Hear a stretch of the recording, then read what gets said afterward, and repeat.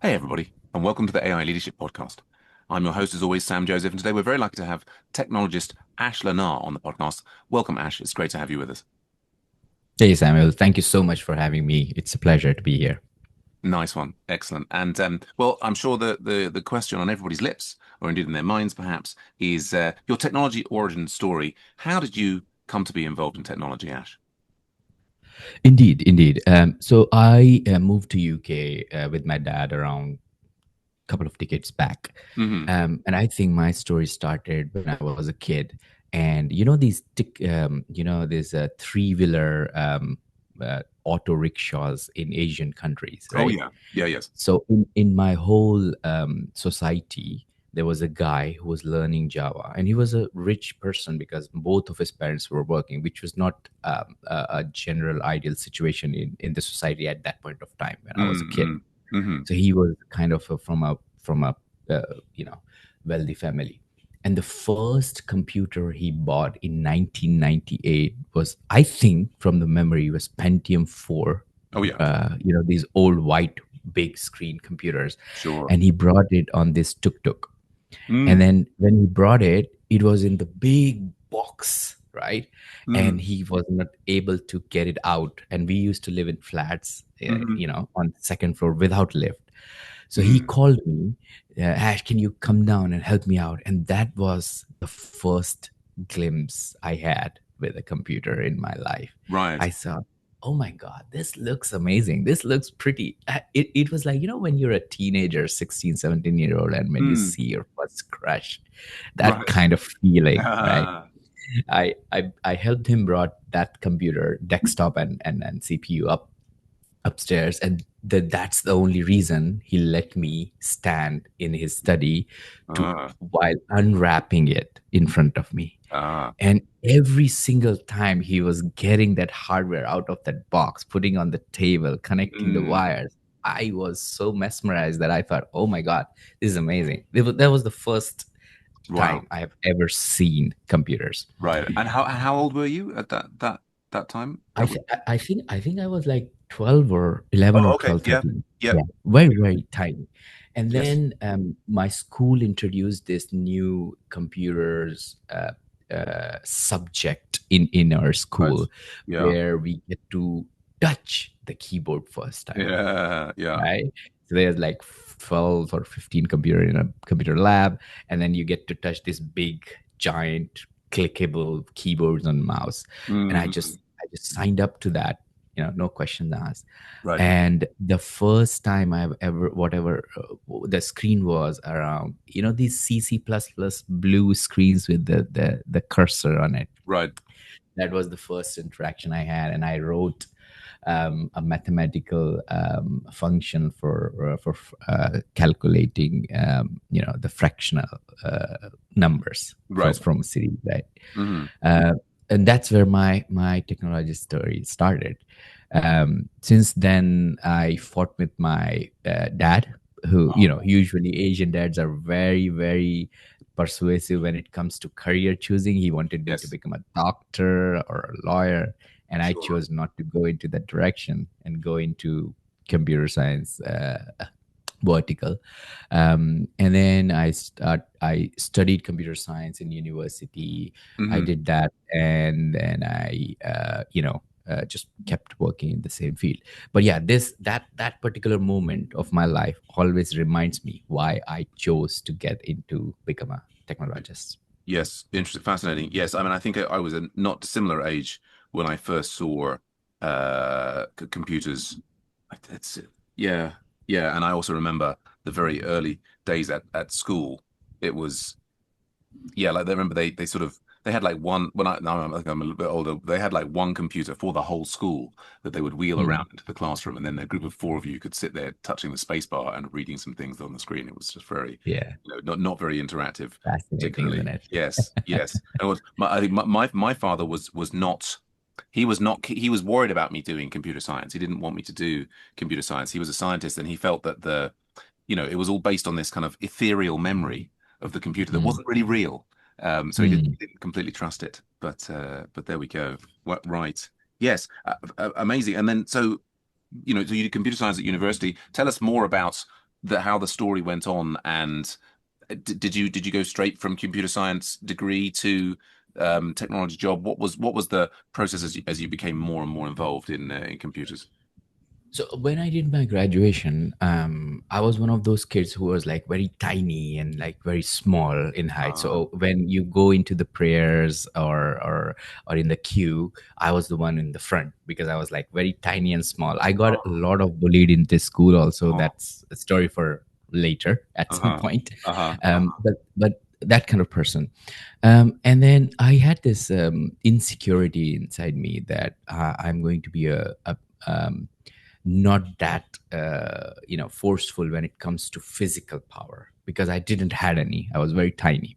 mm, That kind of internally pushed me to work out and to gain some muscle power. uh-huh, And that kind of helped me when I was in my last year of my engineering. I was the only person in the whole country who got selected in defense for a lieutenant job oh, in really? that age group. Uh, And then I came back and I got off the train. And then there was 100 student from my university at the train station with all these drums and celebration and then all these things. mm. The reason why, because there was nobody got selected for that position in defense in Right, that year, right, from the wow, whole university, even from the yeah, whole city. sure, So I got back and I was like, why these people are celebrating this? I mean, I didn't do anything much. I just right, appeared for the test and I did my physical test and I passed, right? sure, But later I got to know that people actually prepare for that exam for six okay, years ah, to get through right, the first phase of it. And I just went there because I was training myself to be a little bit more muscular and okay, agile. I didn't realize that I was actually training for that particular exam, ah, and I got it passed. So when I came back home in holidays, everybody was excited, celebrating, and my dad is like, "Wow, you've got your dream job now because a mm, defense job in India is the best job. You right, just not get the salary, you get a house, you get mm, two helpers, one driver, wow, everything is sorted for you for your mm, life." wow, And I'm like, "But dad, I don't want to do that. mm, I don't. I want to be a computer engineer.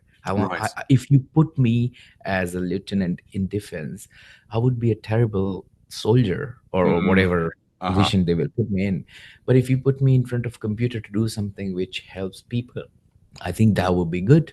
mm, Everybody was disappointed. oh dear, The family was like, mm, nobody gets government job in this country, and mm-hmm, you got it, and you mm, don't realize the benefit of it. What are you doing? mm, And mm, that caused quite a lot of friction I can between the imagine, family, especially me and my father. It's like, you did not listen to me when you were in 12th standard, didn't go to become a doctor even though you had potential. Now mm, you cracked this up and now you don't want to go to a mm, secure future. You want mm, to go to a fragile future where nobody knows what's going to happen.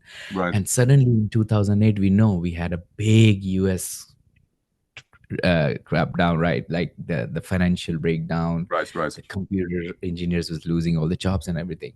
That was a hard time for me mm, to to mm, to fight with the family, but yes, it happened. I came back again to UK to do my masters, mm-hmm, and then I just started working with different organizations here, mm-hmm, where we created. So if you ever apply for a British passport in UK, you might be mm-hmm, using an application we developed. If you ever apply for inheritance tax oh yeah, in UK, you will use the application we have developed. If you have mm, ever used, if you're one of those 480 million people who use BBC application every mm-hmm, week, if you mm, have ever used BBC, any of their applications, CBBC right, iPlayer, yeah, and if you have logged in with their single sign-on, that's mm, something which we have created. brilliant, And all these things I'm proud of because it made me feel that I haven't made a bad choice mm, when I was standing at that corner of the road where there were right, two roads going forward, right? sure, sure, Um, and I think that's been a um, pivotal moment in my life where I have decided to go towards a hustling or a struggling life being in the financial breakdown of the world instead Mm, of going to a secure and potentially quite well recognized mm, position in the hmm society hmm for that moment. So yeah, that's kind of my trivial Amazing, small story. amazing. Well, no, that's it's a fascinating story, and I'm sure the listeners will be. I mean, well, I'm riveted. I guess this, and apologies to everybody, this may be completely obvious, but so that exam that you took, that was actually like a physical kind of, it was sort of like a, it wasn't, when you initially mentioned it, the exam, I thought it might have been like a technical exam, like for some kind of like going into a technical aspect of the military. But I guess you're saying no, it was more the general exam for like, can you be a military person? And then the job itself that you got offered was effectively not a technical, it wasn't like doing like analysis of radar for the military. It was more just sort of a general commission to be an officer. Is that Yeah, right? Yeah. kind of. Just to give you a context, then around 20 million students apply for an exam in India called NDA, National Defense Academy. But Yeah. that's Okay. after their schooling, and Mm, out of that, I think they select somewhere around 300 people. So you can see the mm, ratio there, right? sure. But this exam was like, if you do an NDA, which is from the National Defense Academy, 4 years of education, and then Mm, they deploy to a lieutenant position. mm, This was an exam for people who were seniors. mm, They give this exam when they're in their engineering college or third year. mm, And then if you pass it, it was somewhere around 500,000 people who sit on this exam.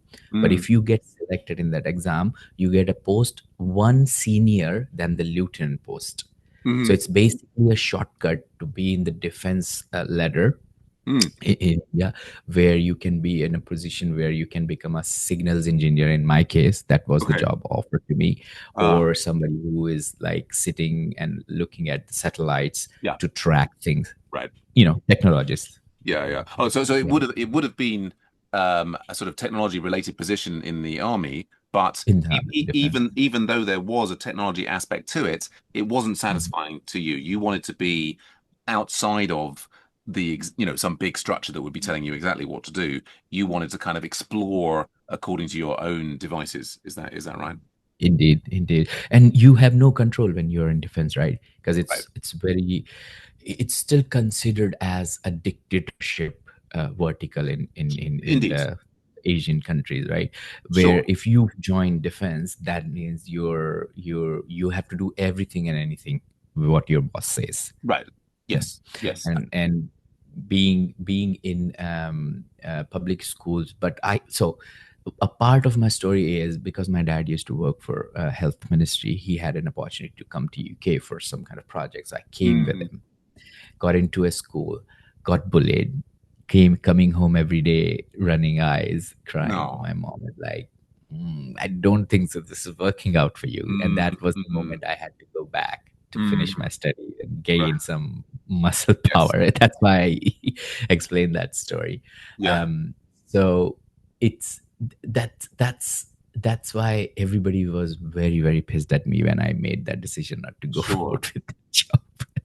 Yeah, I know. I can imagine. I mean, I can see from my perspective. I mean, I'm not a big great rule follower, and I can see absolutely the reason why you'd want to go in that direction. But I also know, as a parent, I think particularly well, there's we can talk about the potential difference between Eastern and Western cultures. I mean, I suspect both in Western cultures, also in a military organization, it is very top down, and you do what Mm, you're told. Whereas in the West, and this is maybe it's a relatively recent, but more and more we kind of laud and look up to the people who do things differently, and like mm, sort of Steve Jobs and others, and sort of, I mean, although in many cases, that doesn't necessarily mean that everybody in Apple is being a complete free thinker, but yes, yeah, it's well, and I can also relate to the experience of being bullied in school. That was I was often on the receiving end of being bullied, and it somehow that made it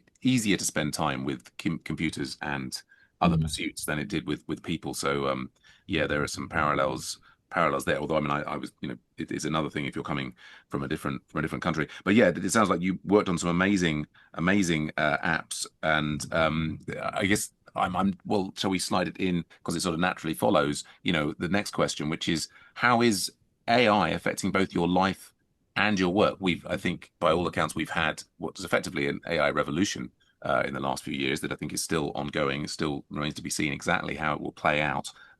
What's your perspective?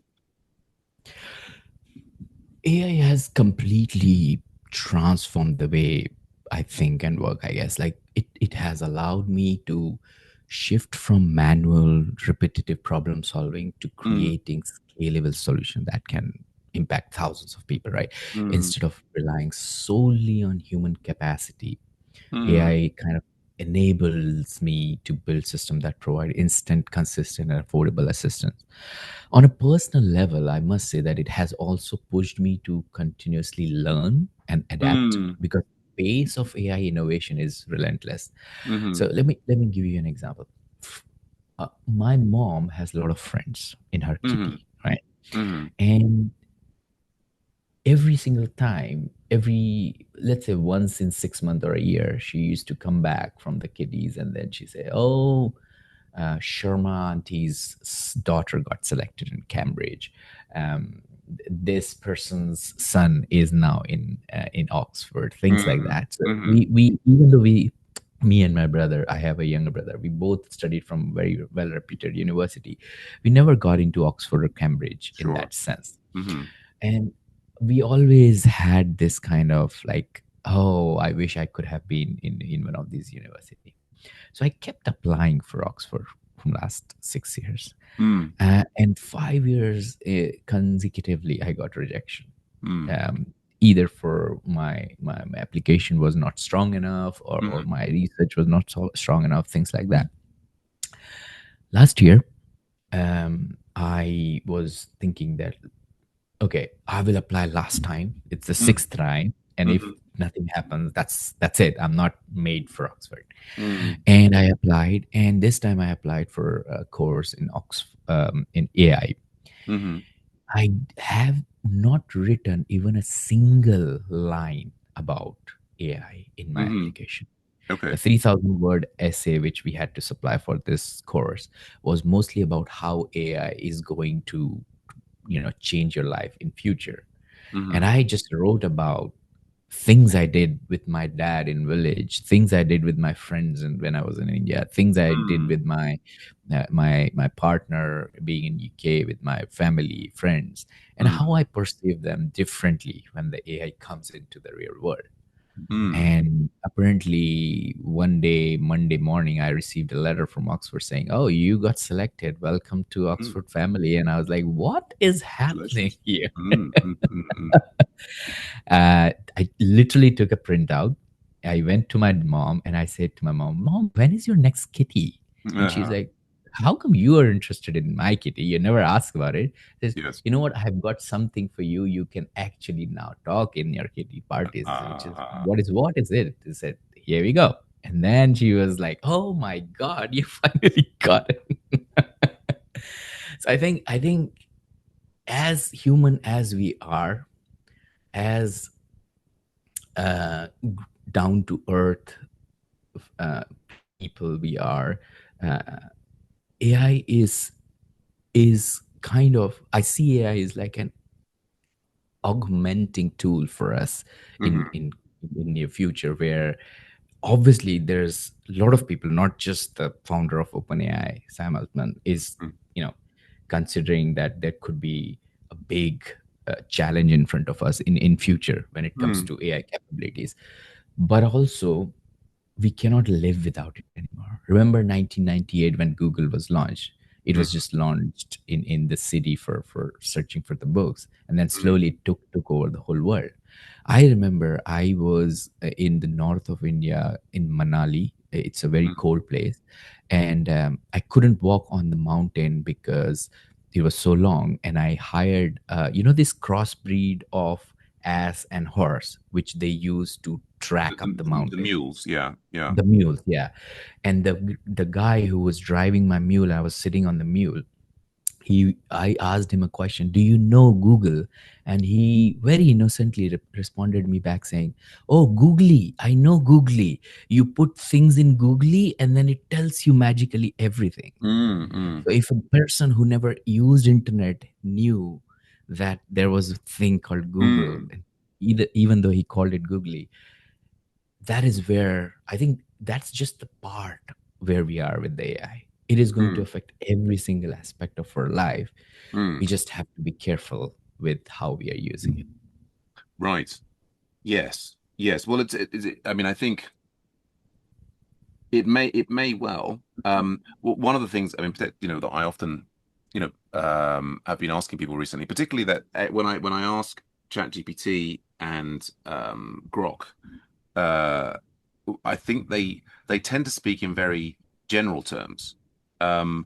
I guess what I'm maybe looking for here is, you know, can you give us like some specific examples of things that, like a parallel would be, back in the day before we had cell phones, in order to have a meetup with people, we would have to arrange it in advance, set a time. It would be difficult to change it. And I think as everybody's experienced, or, for people who are young enough, they don't know how it used to be. But so now with the cell phone, you can basically on the fly kind of work it out the last minute, that suddenly, it's an aspect of a thing that humans have been doing for many, many years is getting together. And then now, like cell phones, smartphones make that experience very different. And similarly with work now, for example, like we're doing this podcast over Zoom. In the past we would have had to meet in. So we can absolutely say out there about how technology has affected our life of working that way. Can you give me any specific examples of things that where your day-to-day life is different or your day-to-day work is different as a result of AI? Yeah, indeed. I think everything. For example, let's say if now um, um, my partner asks about anything Mm, when it comes to health, related to health, or mm, related to anything which she used to Google first and do the research, right. instead of doing that multi-step research, she just Hmm. talked with ChatGPT. I mean, one of Right. the best examples is my grandmother. She doesn't speak English. Mm, She speaks the native language. And when I went last time to India, I installed ChatGPT on her phone, mm, and I said ChatGPT to talk in the native language, hmm. and then every time she has a question, she press that button Hmm. where the voice command activates, and then Yep, she yep. talks with the AI. For me personally, we have internally created a CRM for our business, and Hmm. what we do is we have multiple aspects of it: calendar bookings, email responses, automated. Mm, Um, uh, the products we are selling, how much they sell, so all kind of analytics tools. um, and then we have content generation, keyword research. All these things is now powered by agentic RAG yeah. architecture, Hmm. which helps us to get to the results faster. It's not doing everything by itself, Hmm. but just for a small example, before we used to have these templates stored in database, and we used to click on the template button, and then the template we want to send as a email response Okay. for an incoming email, Hmm. and then we used to edit it. But now, because we hooked an AI API into there, we Hmm. click on the template, it actually reads through all the responses, Hmm. understand what the template is trying to say, and then redraft the whole email for us. So Mm, now the 30 seconds or 1 minute we used to spend to rewrite the templated email is hmm. reduced to 5 seconds, because now we Right. just change one or two things. So that's saved our 25 to 45 seconds based on what we were our Brilliant. use case. Our go to market when it comes to releasing applications has tremendously increased. Before, we used to release every month or 45 days when it Hmm. comes to new versions of our software. Now we kind of doing it every 2 weeks or even 1 week Hmm. in sometimes. The automation testing we used to run with Selenium, Hmm. got quite improved with AI's help. I'm Mm, not exactly sure how our QA team has done it, but they have told me that they have improved it with the help of AI. right. So all these different use cases at different level in our Mm. business as well as personal life has changed our life in real world basically. Yeah, brilliant. Well, thanks for being so specific. And I think, a lot of our listeners, I'm sure, will relate. I have found myself now, a lot of my Googling has become asking ChatGPT. Mm. It's fascinating. The story with your grandmother is she's now, so she's talking to ChatGPT in Hindi or Urdu, I don't know which Yeah, language, in yeah. Hindi. So I come from Mumbai, and they have a language called Marathi, Oh, yeah. which is close to Hindi. Okay. But the ChatGPT is fluent in that for some Right. reason. I don't know. And and is this is she's using it to answer just questions that she has, or she's actually using that to communicate with you because it's doing the translation? I wasn't clear. I do understand Marathi Ah, because I've learned it from my parents. The mm, She's using it to ask questions which she's curious about. right. So, yeah, Yeah. brilliant. Yeah, yeah, wonderful. And indeed, that as we've seen, I mean, I recently, interviewing ChatGPT, the advanced voice mode on these things is really quite remarkable. I mean, I think Mhm.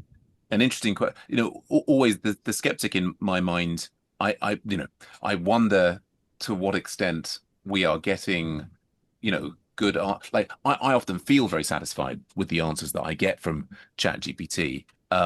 How accurate or unbiased they actually are might be another. It certainly feels good. Whether we can Mm. measure, I mean, of course, you're aware of all of the different. There's different, all sorts of different, studies coming out just showing one thing or another thing, and like, oh, we had these students use ChatGPT and the essays weren't as good. Or, I mean, I think the jury is out. But I really love the examples that you're giving from the business, and feel free to, if you want to expand on the company that you're running now and what you're doing. It sounds like you're embracing AI in many places in the company. Can you tell us more about the mission of the company and how AI is fitting into that?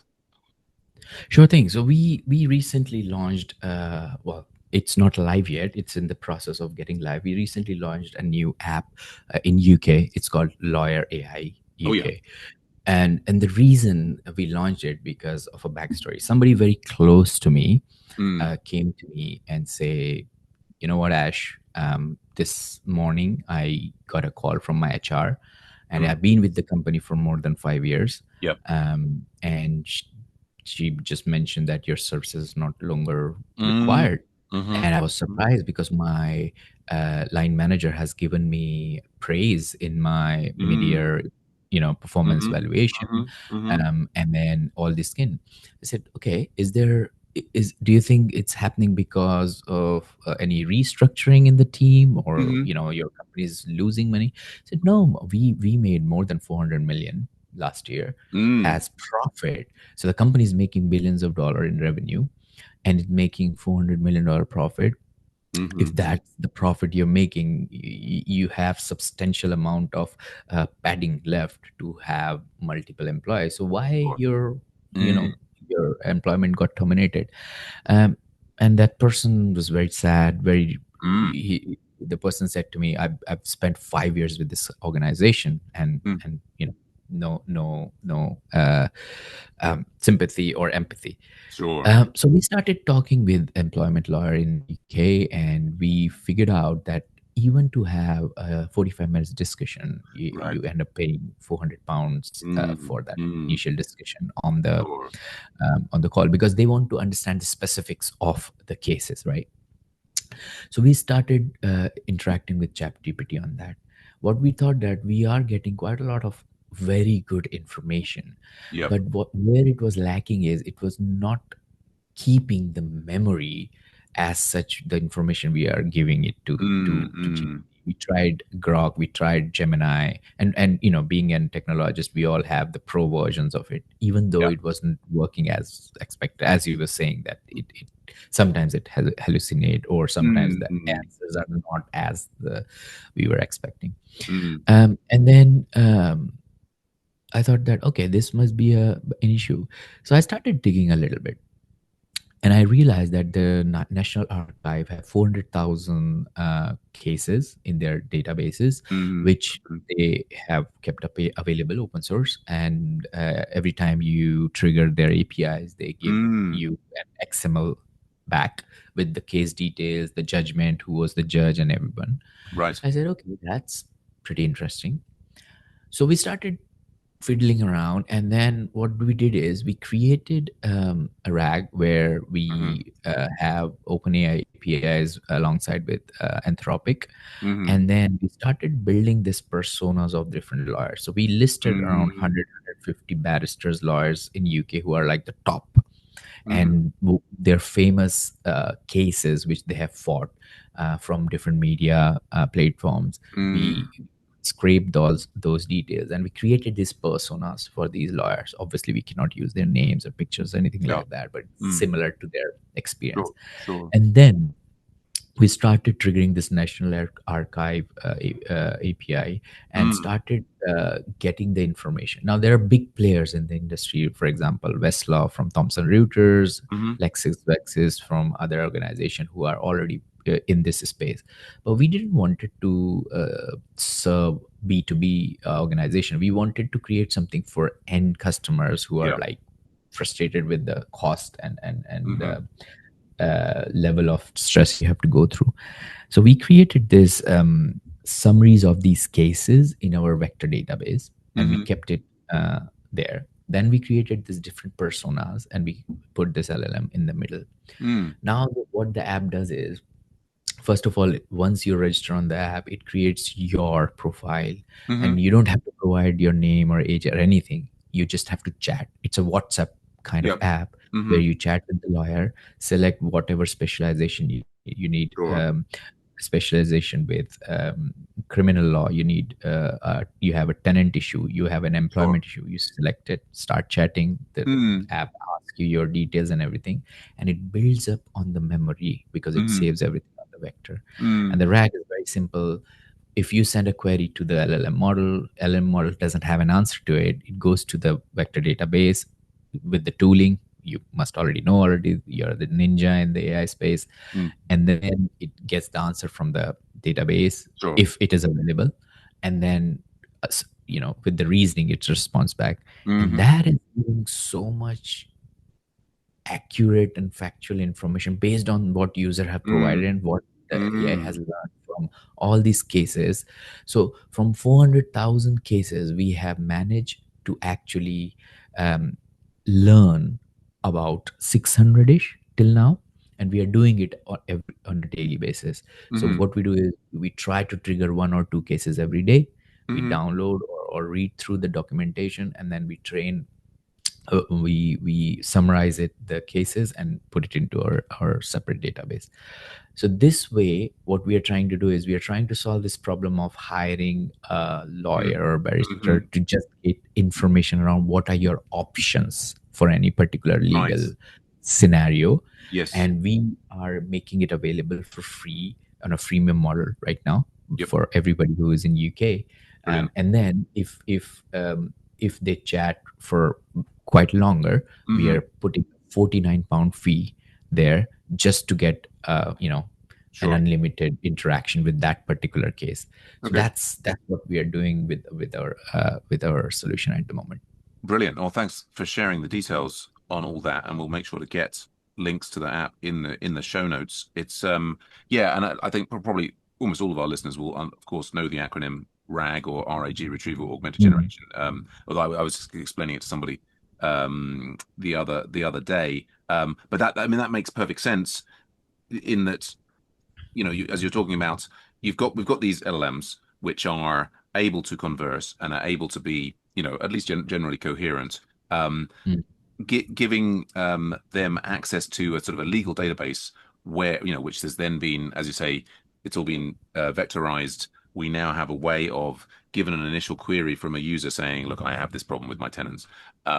It can then find all the relevant cases, put that in the context, and then ask, for ChatGPT's opinion there. I mean, and I think we all know how incredibly expensive lawyers are, and no one really wants to mm, pay that money. But and I think really interesting is that you're targeting not replacing the lawyer in their entirety, because of course this is, we have this famous phrase, I'm not a lawyer. There's Mm. it's very dangerous to give, legal advice. But just as you say, Indeed. that initial chat where you're saying, what kind of law am I dealing with here? What's, the kind of the mood music of this?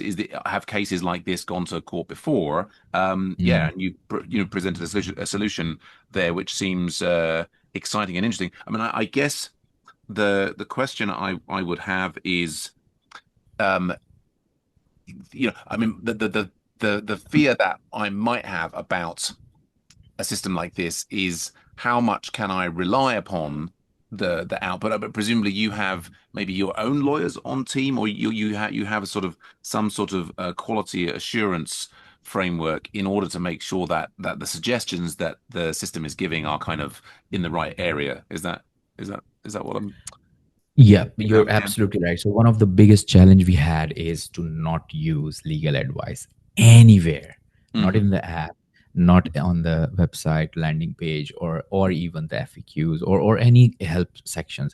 Everywhere we make sure that it doesn't say legal advice, because Okay. Yeah. that's Yeah. not what we are trying to Right. provide. It is more about the information collated from different sources, and Hmm. creating it together and to provide you the options. Now, to do the due diligence, again, my grandfather used to say that luck he used to have a formula for luck is equals to hard work Mm. plus you being at the right place at the right time, Hmm. right? Hmm. And that kind of happened with me because I'm in Oxford right now. I'm learning AI with people who are in the peak of their Hmm. careers.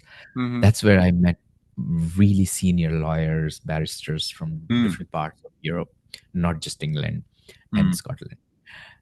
When I had this idea, I reached out to them and I said, would you be able to do a interaction with the AI and Hmm. give me Hmm.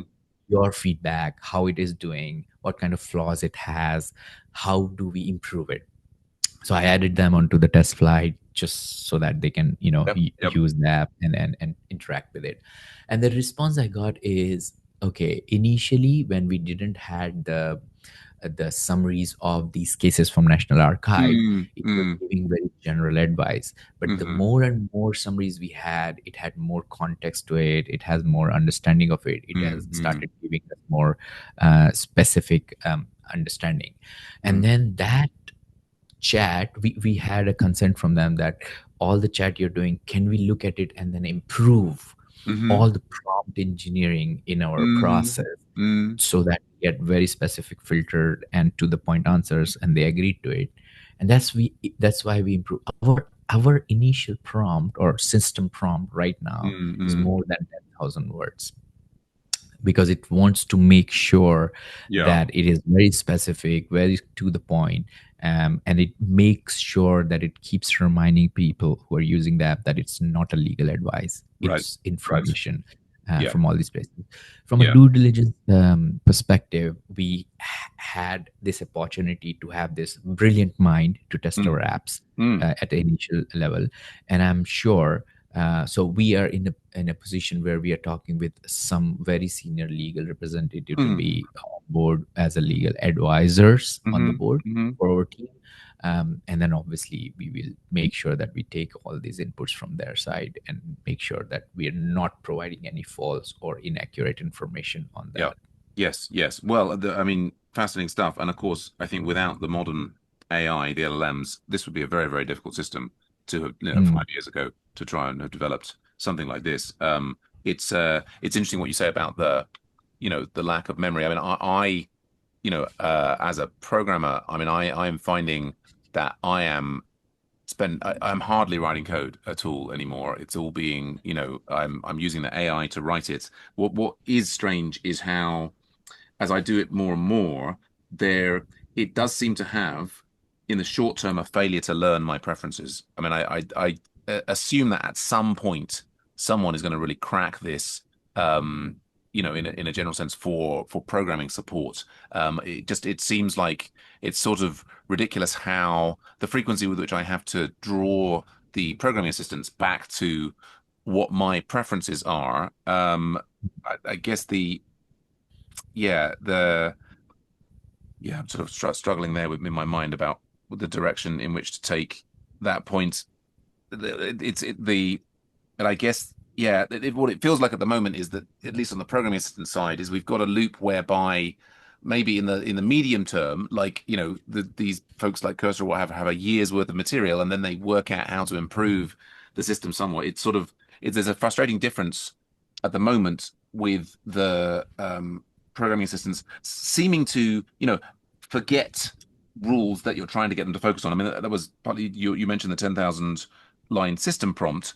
um, what I sense at the moment from these LLMs is that even if you've got the system prompts in place, they find it difficult to follow multiple rules at the same time. Definitely. Yeah, I guess that's yeah. I mean, that's part of the secret sauce of what you're doing at the moment with the RAG and the other different architectures is to try and make it be consistent, to remember the conversation, and not just forget the thing that the person has said recently in their questions. Indeed, indeed. And that's why what we do is, so when I said 10,000 words, that was our first draft. And we are trying to reduce it as much as possible because, Mm, mm, even the cost wise, that's not feasible for us for a long term time. sure, sure. We try to improve it based on not just the token size, but also how smart it could be. Mm, A few weeks back, I think so, I think 3 or 4 weeks back, Sam Altman said that ChatGPT 5 version 5 is going to be a game changer. It's like hmm going to be 1000% more hmm smarter than what ChatGPT 4 is right now, right? mm, And mm. we know that this is coming. On the other hand, as you know, um, I think as you use, I don't know which tool you use. There is a tool called Yeah, Cursor AI, I use it a lot. which, Yeah. yeah, a lot of people use. Our team was using it with the enterprise plan, but we ditched it 3 months. No, two months back, almost Oh two yeah. months back for Claude, because Claude launched their Or code. terminal Claude Code, which is pretty good because I think it has better understanding of way to code it.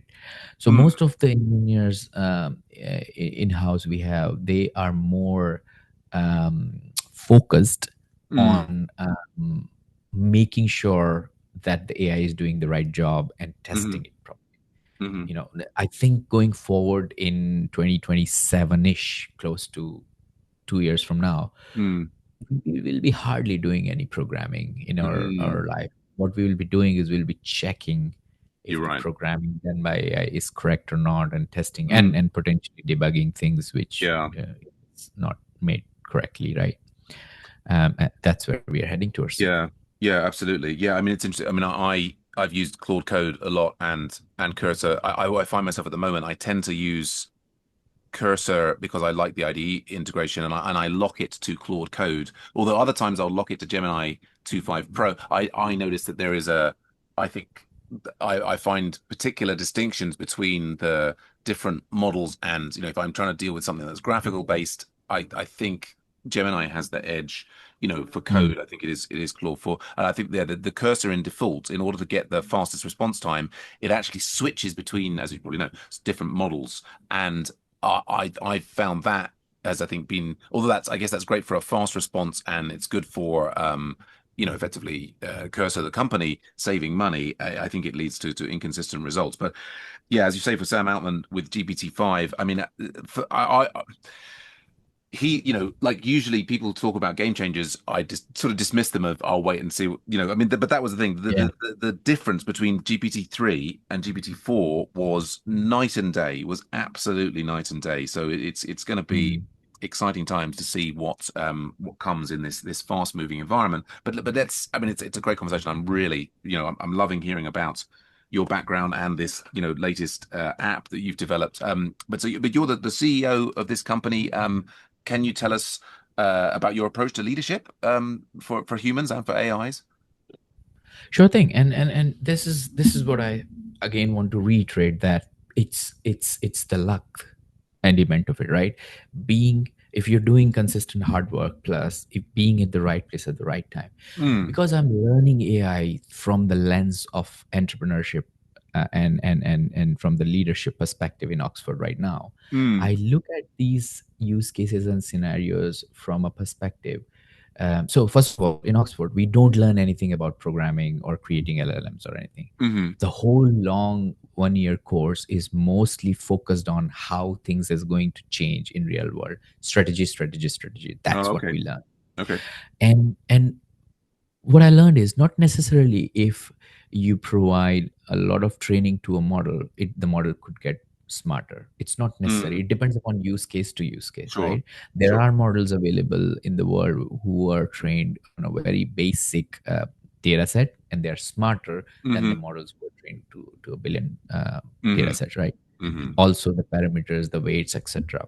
Sure. But what I realize is that when we started thinking about this application, we thought that, okay, do we think that in the market there is a space?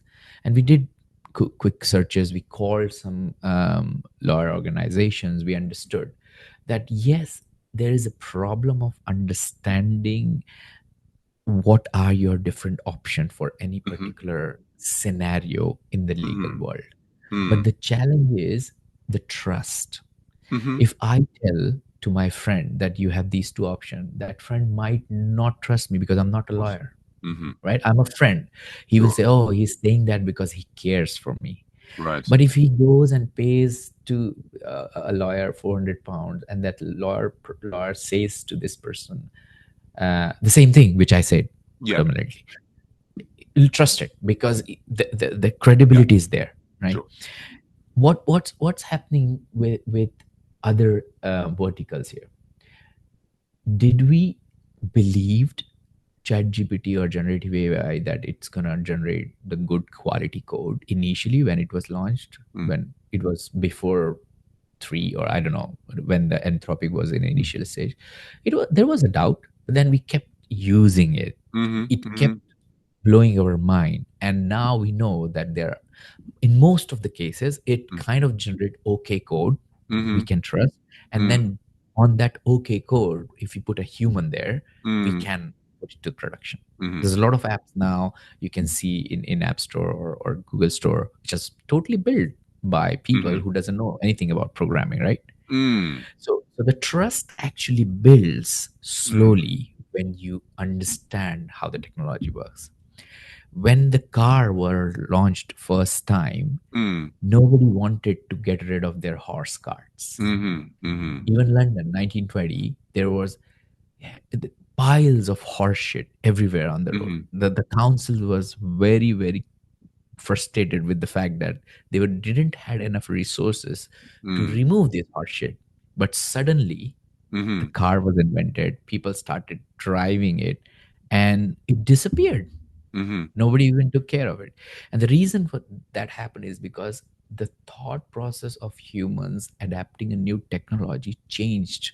Mm-hmm. I don't want to say overnight, because it was years before Yes. that happened, but it changed.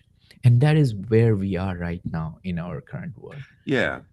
Yeah, I hear what you're saying. I mean, I think to extend that analogy, of course, it took many years and of course many road deaths and the Mm, introduction of seatbelts mm, and so on. I mean, I'm absolutely convinced that, AI is going to be increasingly doing more and more coding for us.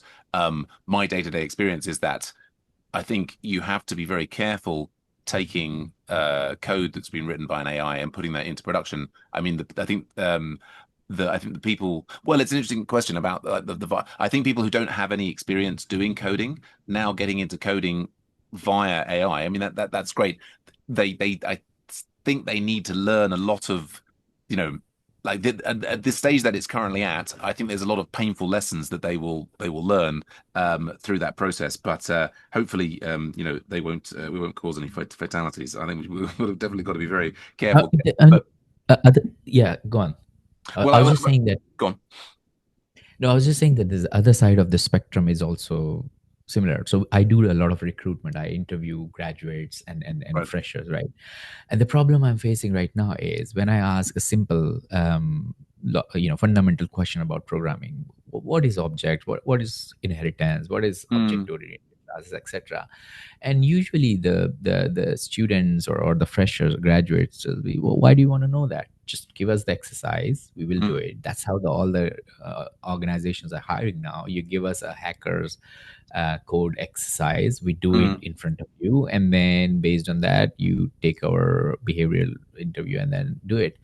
But the question is, if you don't understand the fundamentals of mm, programming, if you mm-hmm, don't understand how things are working under the bonnet of the mm, car, right, what if you're driving the car on a motorway and it breaks down? You right. have to open the bonnet and you don't even know where the water goes. No, You don't even know how to open the bonnet. right. How are you going to? You're too dependent Yes, on a rescue van now yes, if you're doing the programming with the car with AI, yes. isn't it? Exclusively, And yes. it's two sides of the spectrum. Yeah, yeah. Indeed, indeed so, indeed so. Well, to come back to the leadership, I guess the and you've touched on a lot of very interesting points. But I'm interested in, as the leader of the company, like, I think one of the key skills of a leader is to inspire one's team members, is to, like, I mean, there's these ideas of servant leadership. There's all sorts of different models for it. I wonder what your take is on how do you lead a team? How do you get the best out of your team? You know what I mean?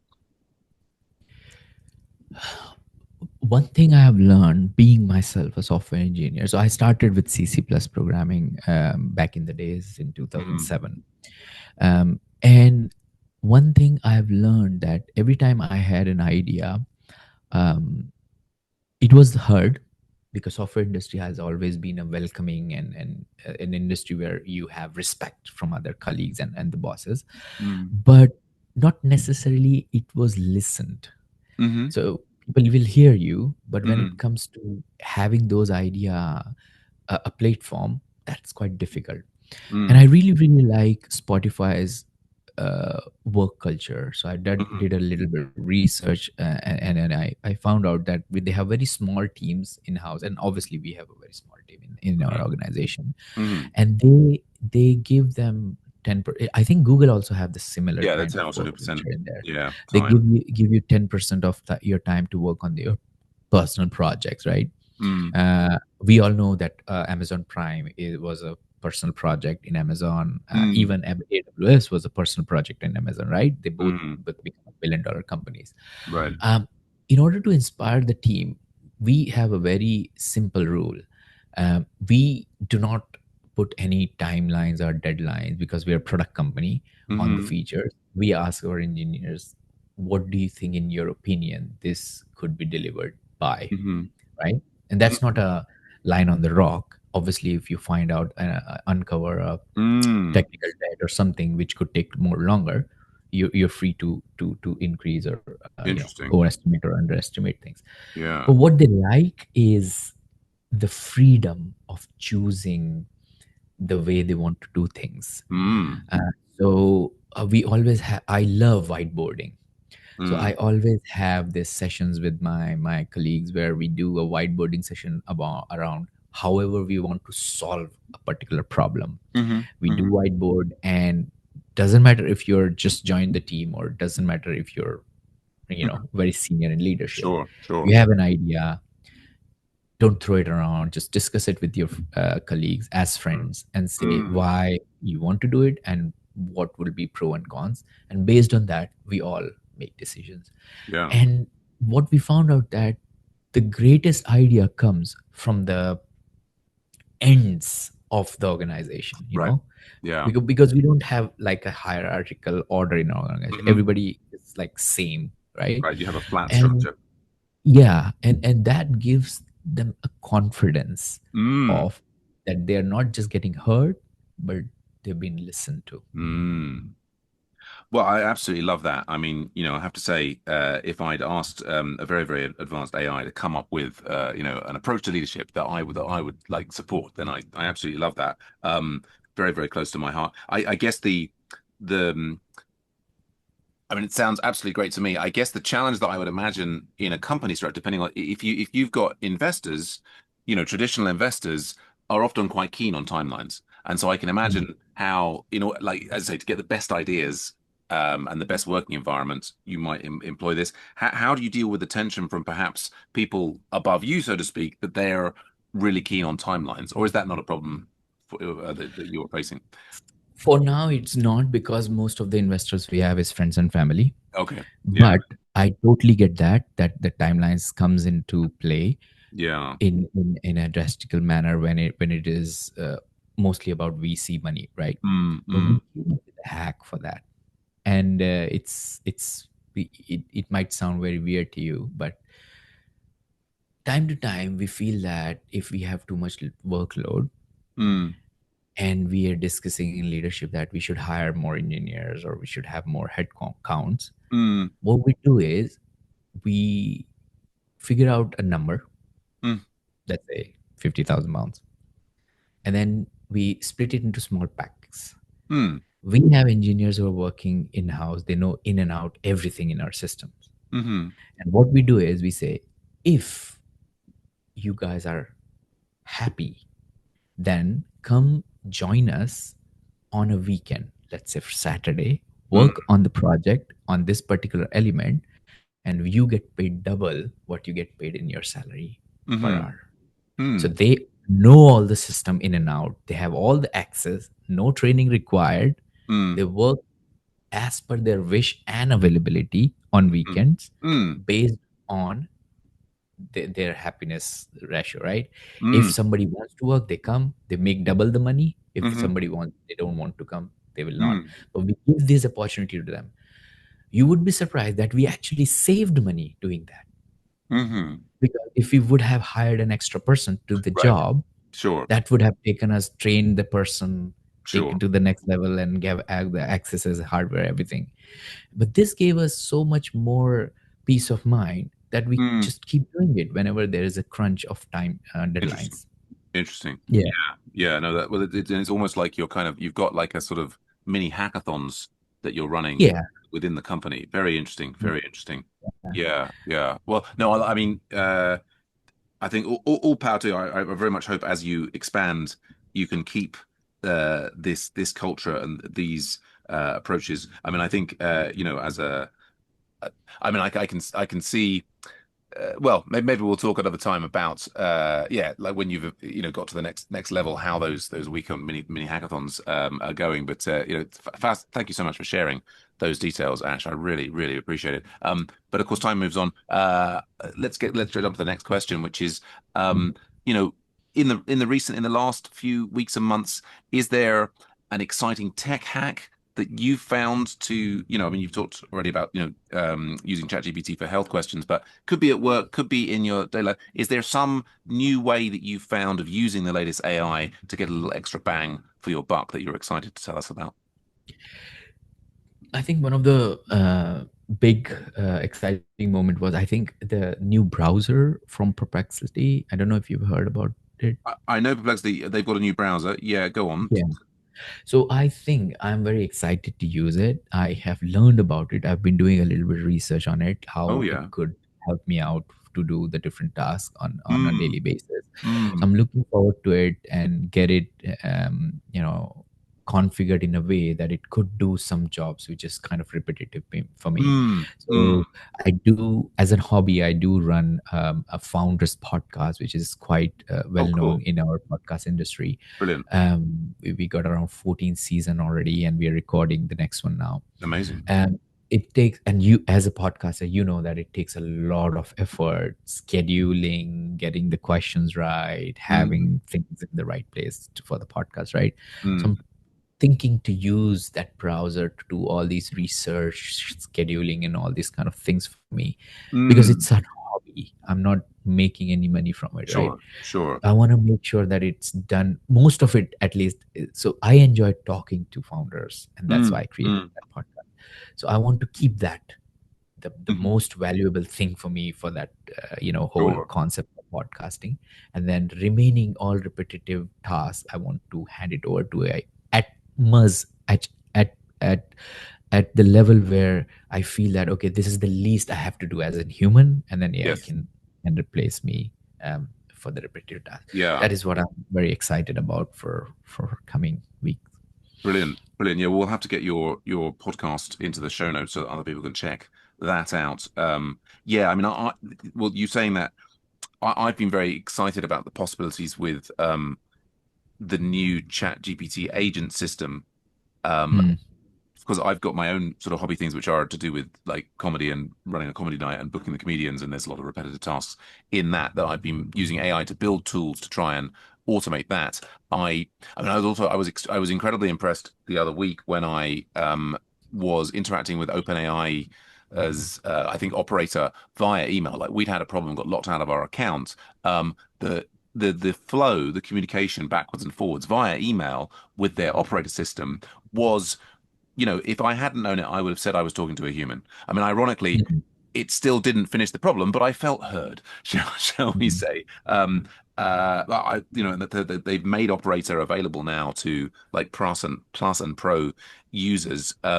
Ironically, the things that I'm doing with the comedy, which need integration with like Facebook and Instagram, won't actually quite work for me. But yeah, maybe I'll have to check out Perplexity browser as well. I think it's exactly as you're saying, we're on the cusp of exciting times when, hopefully the AI can take away a lot of the dull, repetitive work, and we get to focus on the most creative things. But so yeah, let's slide into the next question, which is the future of AI. You're on the cutting edge potentially. I mean, I guess I was thinking about your lawyer AI app and how, like some lawyers might start to be frightened for their jobs, but I guess they could also be excited that those sort of fairly tedious initial phone calls that they have to do, if that's all taken care of by AI, then that frees up lawyers to perhaps work on the things that require that much more creativity. Perhaps I don't know.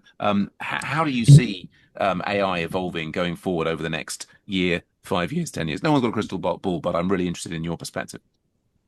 Definitely, and just to touch on the point where you mentioned that how the lawyers are feeling about it. When I Mm, gave the app to my colleagues in Oxford who are from a legal background, and mm, they said that this app felt when we used this app initially and now we thought about it, it felt a little bit of threatened for us because mm, obviously kind of replacing us. But sure. now as we think, all these things this app is doing is aggregating all the information we actually require to understand a case, Mm, potentially figuring out a very high level options available for that particular use case. So mm, if the user is the user gives the consent to provide that information to the legal mm. attorney for this case, then it would be a very beneficial for the Right. attorney.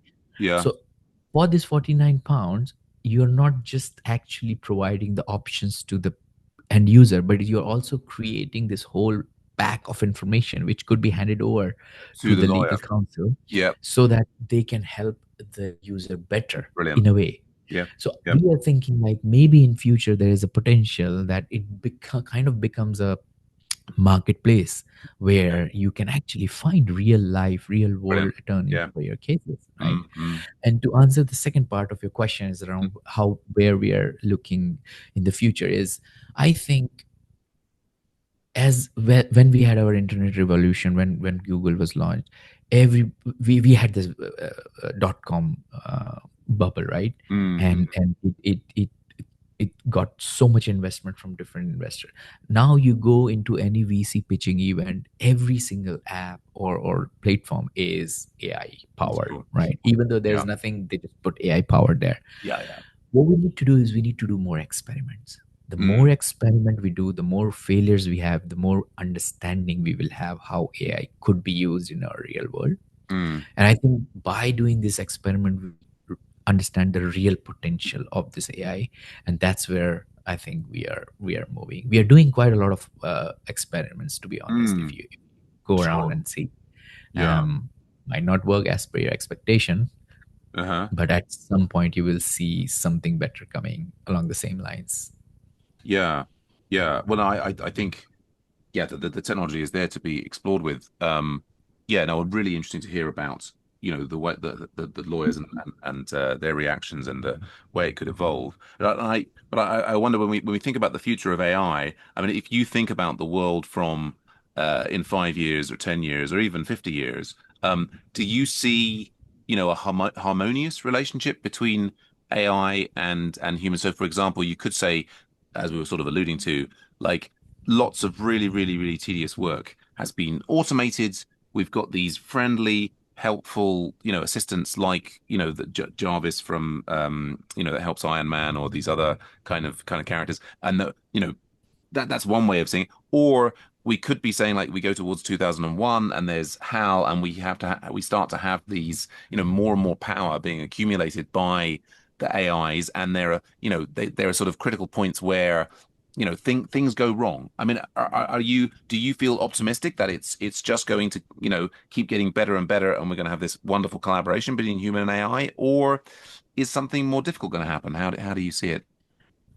Let me share something. So a couple of weeks back, I had a nightmare, and the Mm. nightmare was because I was watching Dexter with my partner.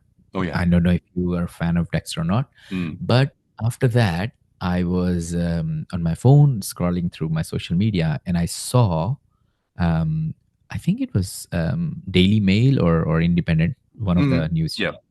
They have posted something around that China has created a robot which Mm. actually uh, autonomously changed its own battery when it felt that it's low on battery. Oh, really? So it stood up from where Mm-hmm. it was sitting or Mm. stored, went to the place where the battery chargers were, Yes. stood in front of it or behind it, took Yes. the battery out, put it to the charging, and Yes. got the charged battery and put Right. it back in. Amazing. That is scary, Mm-hmm. but it is also blown my mind Mm. that where we are heading, right? Yes. If you see, so what Sam Altman said, that in next 2 to 3 years, AI will be so popular that there might be a chance that it will start replicating itself Sure. if we don't control it properly. Mm. So there are two aspects of AI right now. This technology is so big, so revolutionary that it is not, I think we cannot even compare it with internet. Mm. It's Mm-hmm. way bigger than when we had internet first time Right. in our life. Right. We just have to be very careful, because when we go to Oxford in our classes, they not just teach us about strategy, but the part and very Mm. crucial element of the strategy is how you make sure that is fair, that is Mm-hmm. legal, that is co- control, and there is governance around it. Yeah. Because if you let it flow freely, you don't know where it's going to go. Mm. Mm. Yeah. I mean, I think, like I would not be surprised if in the course of a very small number of years we see effectively the emergence of a new kind of, sentient life form with which we will be sharing the universe. It's Mm. and these are big topics and challenging questions.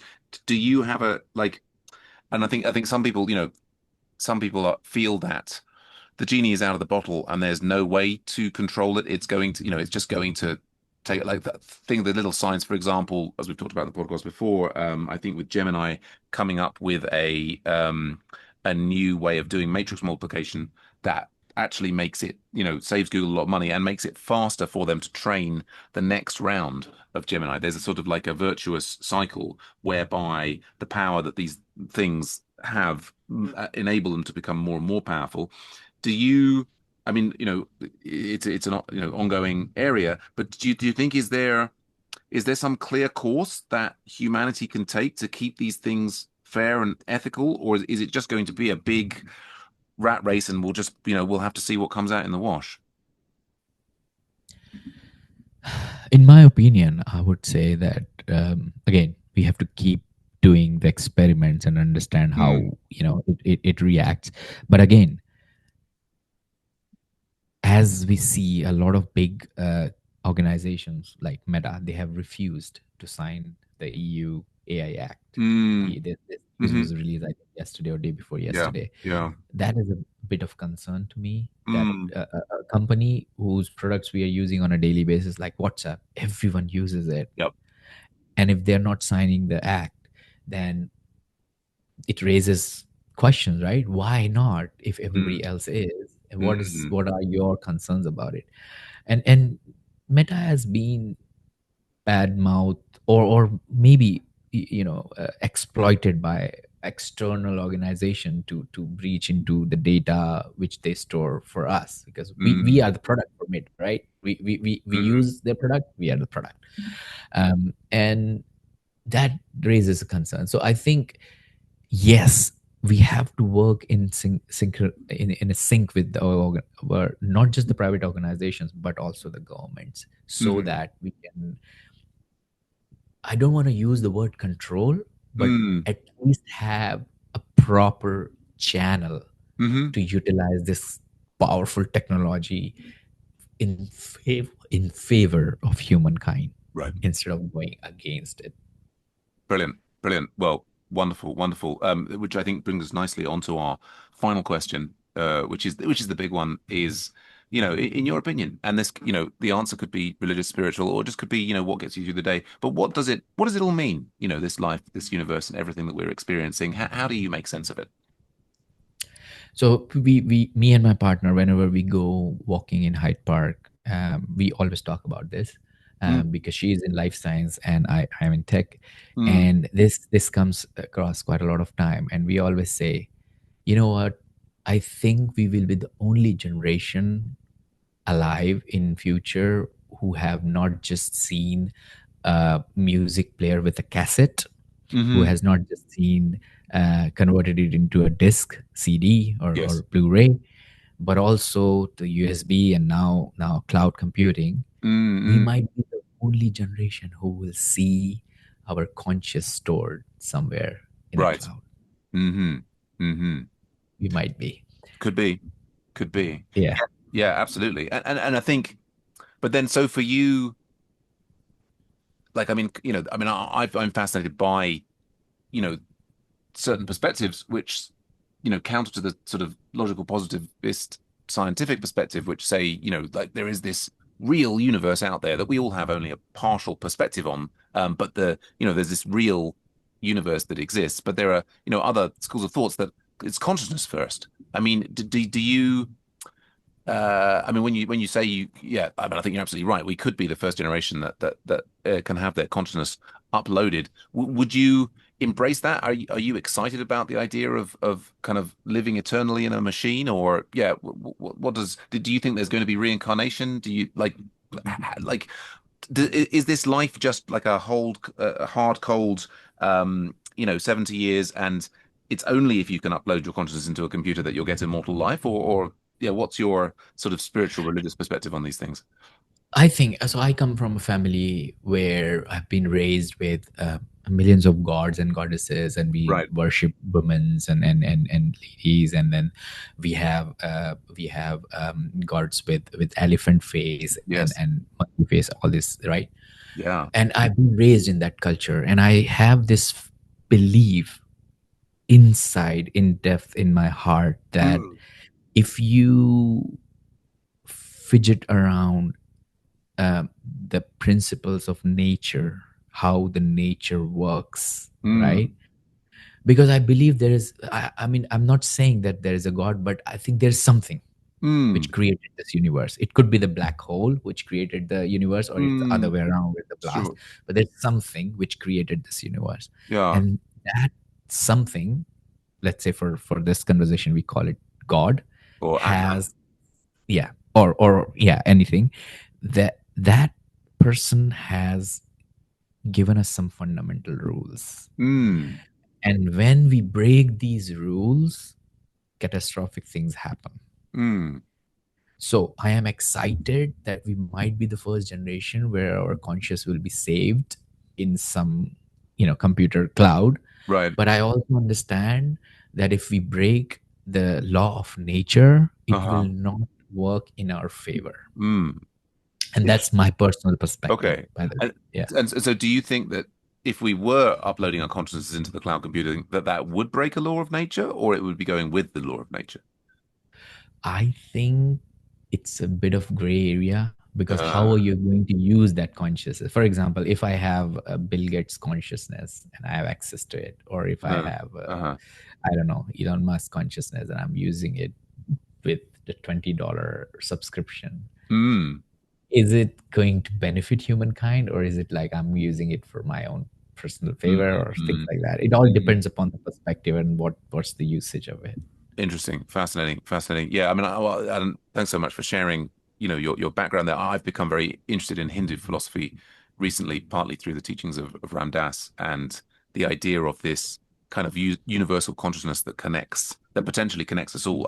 I mean, I'm busy checking. I've yet to find any scientific evidence for a kind of shared consciousness, but I guess it's interesting when we get to the point that um, this idea of a shared consciousness, like I guess when you mentioned uploading consciousness to the cloud, I'm thinking of like backing myself up. You were mentioning, all right, having access to Bill Gates or Mahatma Gandhi or what have you to use on a subscription basis, or you know, does then it's like, we have these thousands or billions of minds in the cloud that actually creates something that's a vision of how some people interpret the universe. If only we could all meditate and get calm enough in our minds, we'd be able to connect with that in a it's a not something we're going to be able to unravel today, but thanks so much for sharing your perspective on it. Ash, it's been a wonderful conversation.